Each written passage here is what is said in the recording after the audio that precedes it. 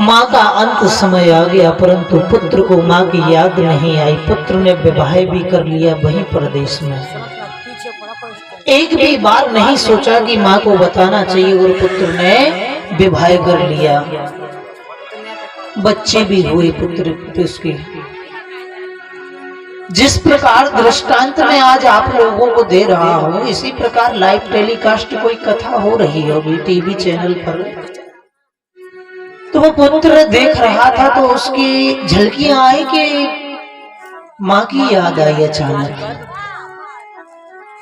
रात्रि कालीन में उसने भागवत कथा श्रवण की, दृष्टांत ऐसा देखा, और प्रातः काल होते ही उसने टिकट कराई कि माँ को देखने जाना है। परंतु जब उसको याद आई कि मुझे माँ से मिलने जाना है, इतने में माँ की अंत समय आ चुका था। माँ ने एक पर्चे पर लिखा, पुत्र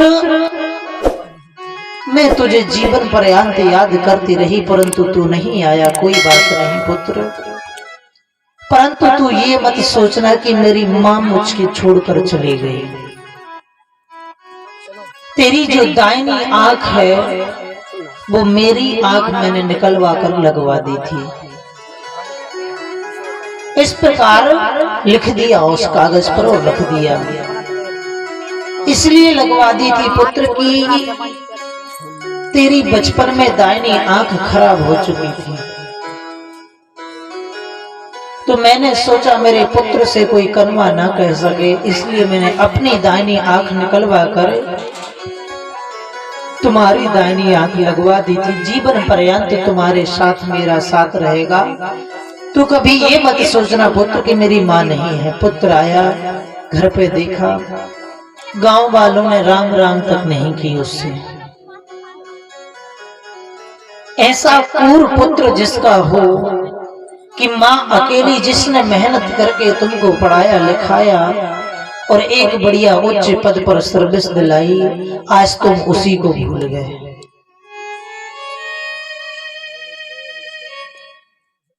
सभी लोगों से पूछा मेरी माँ कहाँ गई, तो कोई भी उससे मुंह नहीं बोला। जैसे ही जिसके पास जाता मुंह बोलने की कोशिश करता गांव में, तो गांव वाले लोग मुंह मोड़ लेते, उससे मिलते भी नहीं कोई उससे, उसका शकल भी कोई नहीं देखना चाहता। जैसे ही वो अपने माँ के घर में, अपने घर में पहुंचा, उसने देखा बिस्तर पर जो लिखा हुआ पर्चा उसने पढ़ा। अश्रुधारा प्रवाहित होने लगी, परंतु अब तो कोई मतलब नहीं, माँ तो गुजर चुकी। वापस आया, उसने देखा कि मेरे घर परिवार में जब पहुंचा, जीवन पर्यंत अपनी किस्मत को ठोकता रहा। एक बात मैं आप लोगों को बता दूं कि बड़े माता पिता की सेवा बड़े मन से करना भाव से, क्योंकि सर्वप्रथम आपके भगवान आपके माता पिता हैं, जिनने आपको जन्म दिया, जिनकी वजह से आप आज इस धरातल पर विराजमान हैं। उनकी सेवा करना कभी जीवन में भूलना मत। एक बात याद आती है और दृष्टांत देखते हैं, कई जगह देखा भी, बड़ा कष्ट होता है। बूढ़े से बूढ़े माता पिता, बुढ़ा से बुढ़िया, वृद्ध से वृद्ध माता पिता, कम से कम 7 से 8 हजार तक के नौकर होते हैं। वृद्ध से वृद्ध जो आज आपकी घर की चौखट पर बैठते हैं और घर की रक्षा करते हैं, परंतु जिस घर में भाइयों का विद्रोह चलता है, तो वो माँ कहती है कि यदि बड़ा मरेगा तो मेरा मरेगा, छोटा मरेगा तो मेरा बढ़ेगा, परंतु वो दोनों भाई लड़ते झगड़ते रहते हैं, अपनी माँ को नहीं देखते। उस माँ को, उस बूढ़े पिता को सोचना पड़ता है मैं किसके घर जाऊं भोजन मंगाने के लिए। कहीं यदि बड़ी के घर चली गई तो वो ये ना कह दे कि मेरे घर आती हो, छोटे के घर भी कभी खाना खाने चली जाए करो। सोचना पड़ता है। उन पुत्रों का धिक्कार है जीवन में, ऐसी क्रूर संतान जिनके यहाँ उत्पत्ति हुई कि अपने माता पिता को सोचना पड़े जीवन में कि भोजन किस बड़े पुत्र से मंगाऊं या छोटे पुत्र से मंगाऊं। यदि शरीर में कष्ट हो रहा है तो कह नहीं सकती माता से, कह नहीं सकती पुत्र से कि मुझे ये दवा चाहिए। यदि कहेंगे तो पुत्र कहेगा कि तुझे तो दवाई चाहिए पड़ती जीवन पर्यंत। दृष्टांत देखा मैंने, अपनी स्वयं बीती बता रहा हूं, सत्य बोल रहा हूं। भागवत पंडाल में व्यासपीठ पर बैठा हूं, झूठ नहीं बोल रहा हूं। लगभग 12 से 13 वर्ष का था जब मैं, और मेरे गांव से बसोना से नरियावली जा रहा था। एक बार एक माँ साहब थे, टीचर थे, सरकारी टीचर थे। 40 से 50 हजार रुपए उनको धन मिलता था महीने का, परंतु उनकी माँ रोड पर बैठी थी। मैं साइकिल लेके जा रहा था अपनी, उसने हाथ दिया, मैं रुक गया, खड़ा हो गया। कहती है भैया मुझे नरियावली तक ले चलो, मुझे दवा कराने जाना। मैं खड़ा हो गया, सुनने लगा, उसकी सत्य घटना बता रहा हूं। तो उसका पुत्र जो माँ साहब टीचर था बाहर निकला कि तुम उसकी बात मत सुनो, वो पागल है। बड़ा कष्ट हुआ कि आज देखो जिसकी वजह से तू टीचर बना है, धन कमा रहा है, ऐश्वर्य पा रहा है, तो उसी के लिए आज कह रहा है कि वो पागल है। उसी के लिए तू बोल रहा है कि इधर खड़े मत हो। इतनी कष्टदायक पीड़ा हुई। बिठाला उसको मैंने साइकिल पर और लेकर गया। मेरे पास मात्र जेब में 200 रुपए थे। डॉक्टर के पास लेकर गया, दवा कराई, वापस आकर उनके घर पे छोड़ा। रहा नहीं गया, एक बार जरूर कहा उनसे, सर आपकी माँ है, ये ऐसा कर रहे हैं, जीवन पर्यंत आपकी मुक्ति नहीं होगी इस संसार में यदि माता पिता के साथ ऐसा व्यवहार व्यक्त करोगे तो। आज आपके माता पिता किस तरह की ही हो, क्यों ना बालक को देखते हो, खाना पीना देते हो, परंतु तुम्हारा धर्म बनता है माता पिता की सेवा करना। तुम्हारा धर्म बनता है जिसने मुझे जन्म दिया उससे पूछना मां भोजन किया। तुम्हारा धर्म बनता है मां कोई कष्ट तो नहीं है। जीवन पर्यंत विशेष रूप से माता पिता का जरूर ध्यान रखें, क्योंकि उनका सहारा रहेगा तो तुम्हारा जीवन ठीक है। जिस दिन उससे पूछो जिसके माता पिता गुजर जाते हैं, उसके सिर से पिता का छाया जब छत्र छाया दूर हो जाती है तो उसका कोई संसार में होता नहीं है। मोहल्ले के लोग इज्जत करना बंद कर देते हैं साहब, परिवार के लोग पूछना बंद कर देते हैं साहब यदि पिता नहीं हो तो, क्योंकि यदि जिसके सिर पर पिता की छत्र छाया होती है तो जीवन बड़ा उसका मंगलमय होता है। यूं चाहे गरीब से गरीब हो, परंतु पिता यदि घर में है तो उसकी एक शान होती है, एक प्रतिष्ठा होती है, एक पद होती है। एक दिन रोगे चीख पुकारे के,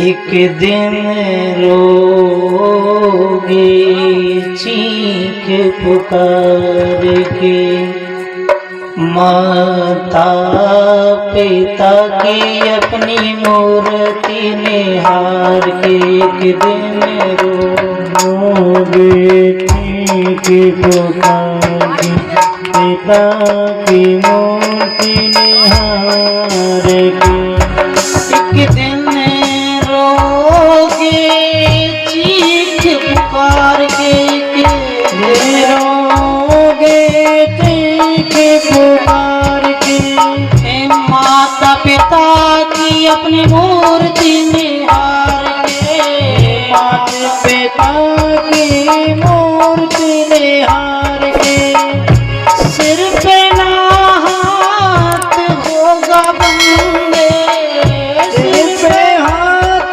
ना होगा बंदे, धीरज बढ़ाने वाले का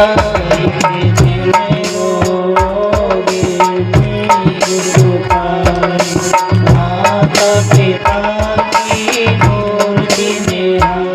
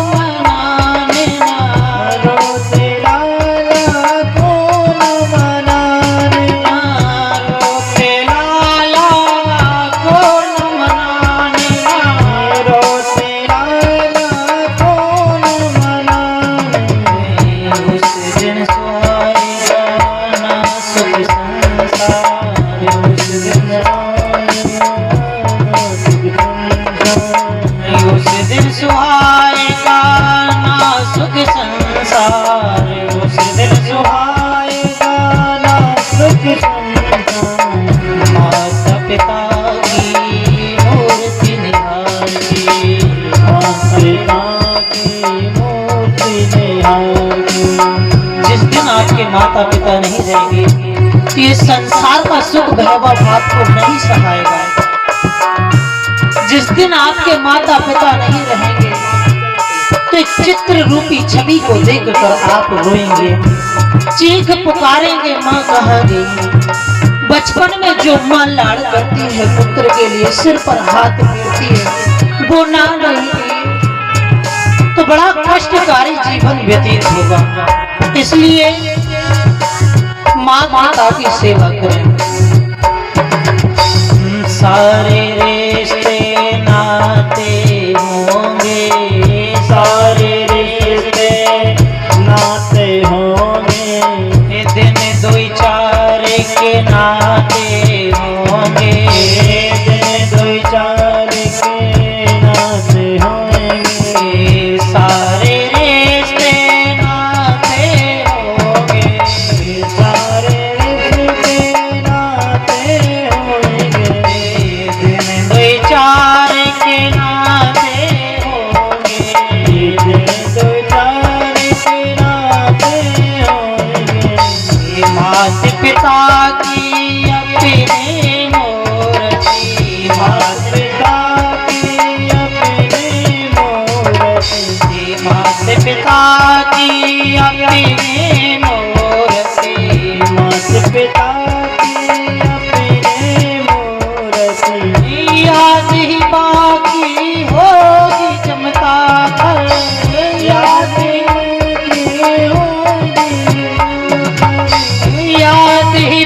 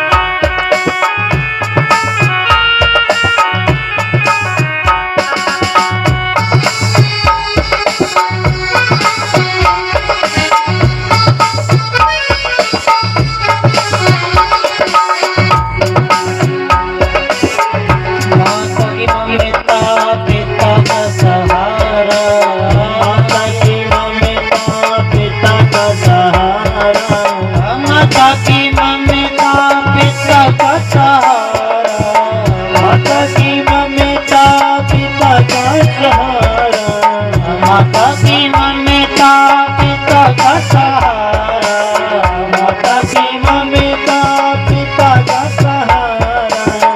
जीवन में प्राणी तुझको आता, जीवन में प्राणी तुझको आता, जीवन में प्राणी तुझको मिले ना, जीवन में तुझको मिले ना, जीवन गुजारा तुझको न भाए, जीवन गुजारा तुझको न भाए, जीवन उसको न भाए।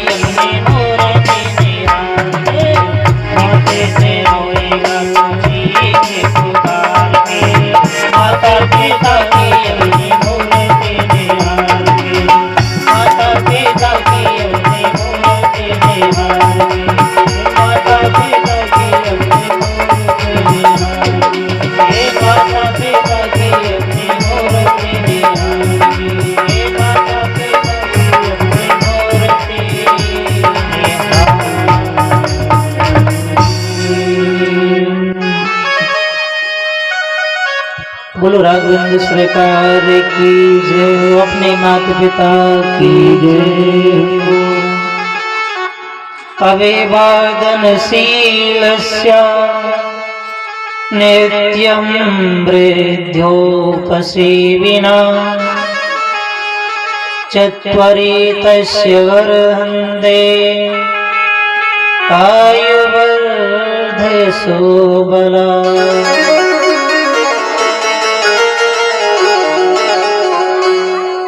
एक बात बड़े ध्यान दीजिए आप,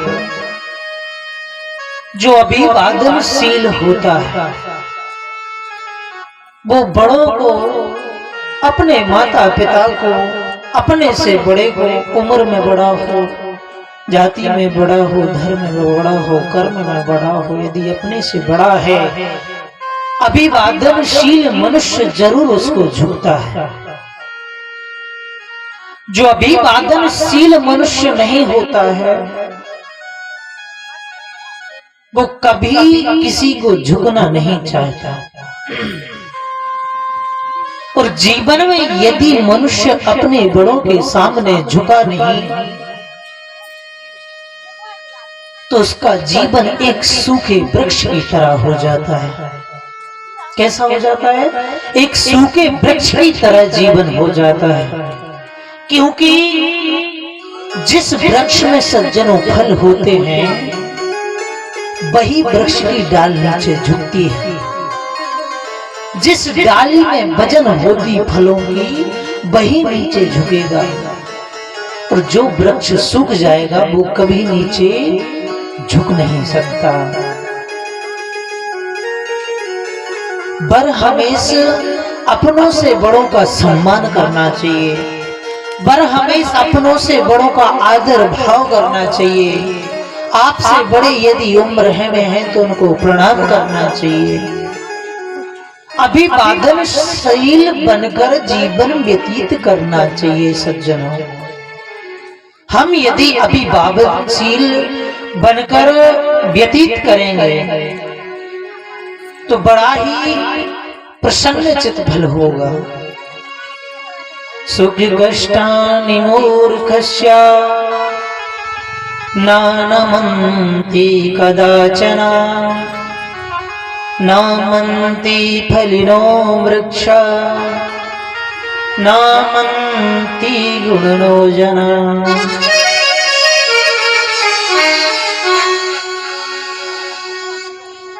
परंतु एक बात और,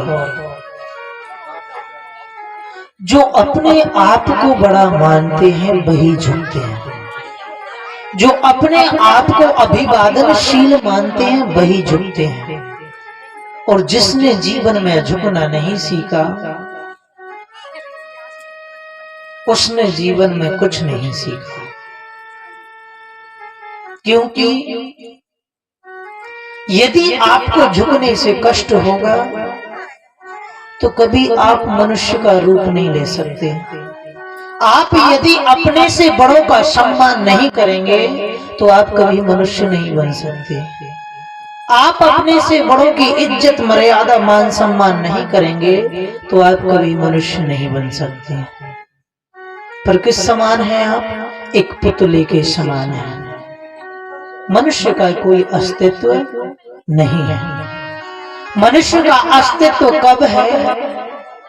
जब एक मनुष्य दूसरे मनुष्य के कार्य में सफलता बन जाए, सहयोगी बन जाए, कष्ट की निवृत्ति की सहयोगी बन जाए। यदि किसी मनुष्य को कष्ट है और आपके द्वारा यदि उस कष्ट की निवृत्ति हो रही है तो आपको उसका सहयोग करना चाहिए। क्योंकि मनुष्य जन्म मिला है तो मनुष्य जन्म के कर्म भी करें। एक बात आप लोगों से पूछना चाहते हैं, पूछें। फिर से नहीं बोल रही? हाँ बोलो। हाँ पूछो महाराज, पूछो, जोर से बोलो। हाँ पूछो, पूछ लो। जे बताओ, आप लोगों ने हो सकता है सुना, मनुष्य कैसा आता है इस मृत्यु लोक में? कुछ लेकर आता है या खाली हाथ आता है, ये पूछना चाह रहे हैं। जितने लोग बोल रहे हैं खाली हाथ आता है वो खड़े करें हाथ। कृपया एक बार निम्न निवेदन आप लोगों से खड़े करें, आग्रह निवेदन। एक, दो, बाकी सब लोग भरे हाथ आते हैं, मतलब सब खाली हाथ आते हैं। बोल दो एक बार हाँ। अच्छा, और जब मनुष्य यहां से जाता है तो कैसा जाता है? खाली हाथ जाता है। ये आप लोग बहुत बड़ी भूल कर रहे हैं। क्या कर रहे हैं? बहुत बड़ी भूल कर रहे हैं ये सोचकर कि मनुष्य खाली हाथ आता है और खाली हाथ जाता है। ना मनुष्य खाली हाथ आता है, ना मनुष्य खाली हाथ जाता है। मनुष्य जब आता है तो अपने कर्म साथ में लेकर आता है, और मनुष्य जब यहाँ से जाता है तो भगवान का भजन साथ में लेकर जाता है। ना तो वो खाली हाथ आता है, ना खाली हाथ जाता है ना? सच है या गलत?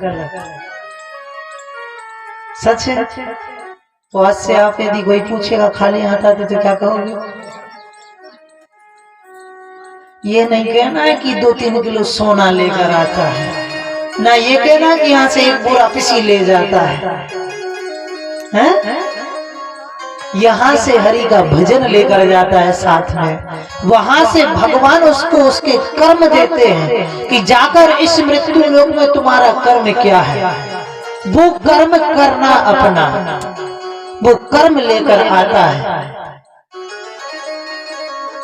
और एक बात बता दूं आपको मैं, जितने भी मनुष्य पाप करता है और जब तक वो 9 महीने गर्भ में रहता है तो उसको जीवन पूर्व जन्मों की हर बातें याद आती है कि मैंने कितने कष्ट भोगे, मैंने कितने पाप किए, कितनी पीड़ाएं मैंने सहन की।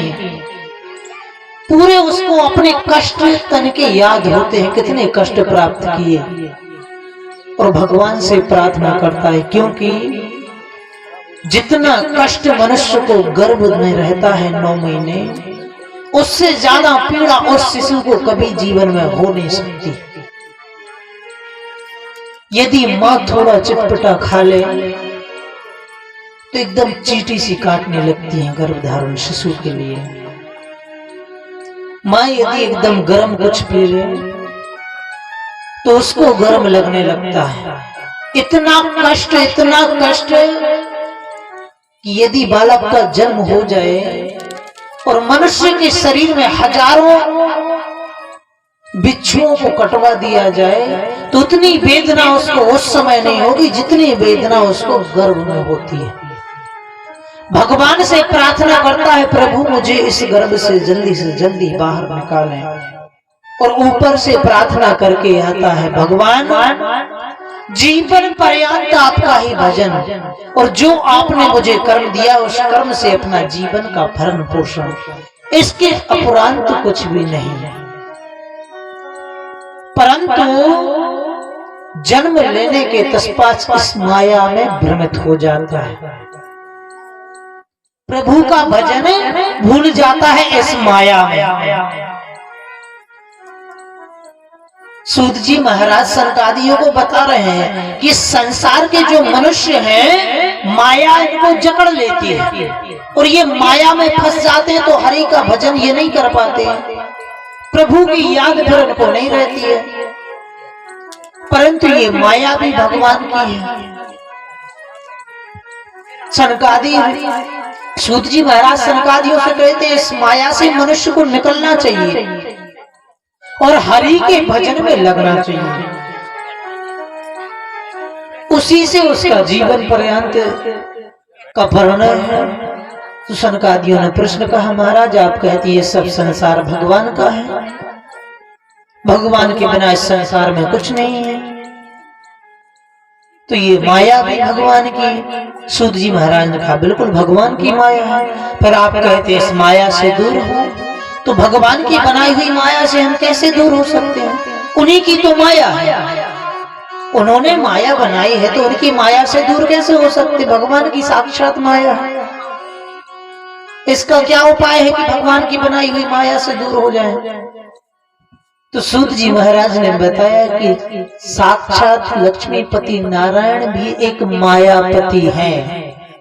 उनकी बनाई हुई माया से दूर होकर उस विष्णु मायापति में मिल जाओ, उस विष्णु मायापति को पकड़ लो तो इस संसार की माया से छुटकारा मिल जाएगा। ये इस माया से निकलने का क्या है उपाय?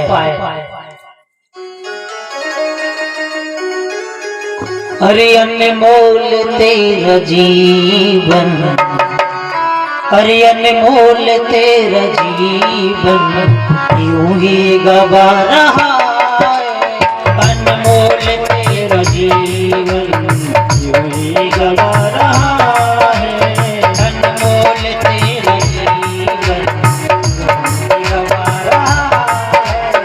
अनमोल तेरा जीवन यूं ही गवा रहा है। बड़े ध्यान पूर्वक सुनना ये वचन, जीवन को सुधारने वाला वचन।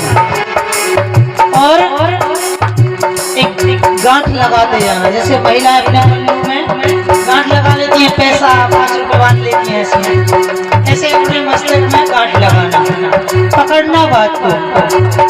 अरे अरे अनमोल तेरा जीवन यूं ही